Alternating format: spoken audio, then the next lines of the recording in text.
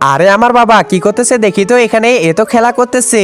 আমার তো অফিসের টাইম হয়ে গেছে, তাড়াতাড়ি আমাকে যেতে লাগবে। এই যে মা, তাড়াতাড়ি নিয়ে নাও। ঠিক আছে, আচ্ছা ঠিক আছে, তুই যা। আচ্ছা বাবু, টাটা।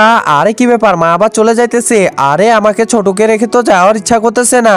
ছোটুকে রেখে আমি এখন কি করে যাব, কিছুই তো বুঝতেছি না। আচ্ছা মা, তুমি একে নাও, আমি তাড়াতাড়ি করে চলে যাই। ছোটুকে তো রেখে আমাকে একদমই যাওয়ার ইচ্ছা করতেছে না। কি যে করব কিছুই তো বুঝতেছি না। ছোটু এমন ভাবে তাকায় আছে, যাওয়ার একদমই ইচ্ছা করতেছে না। না, একটা কাজ করি, আর একটু ছোটুকে কোলে নিয়ে নেই, এখন তাড়াতাড়ি করে চলে যায়। আরে ছোটু দেখি কান্না করতেছে। রিমি তুই চলে যা, আমি ছোটুকে নিয়ে চলে যাইতেছি। আচ্ছা ঠিক আছে ছোটু, ওই যে দেখ ওইখানে কি। আরে আমার তো যাওয়ার ইচ্ছাই করতেছে না। একজন মা কতটা আপন হয়ে থাকে, যার মানেই তাকে জিজ্ঞাসা করে দেখো। তো দেখা যাক বন্ধুরা, এই মায়ের জন্য কে ভিডিওটিতে লাইক এন্ড সাবস্ক্রাইব করে।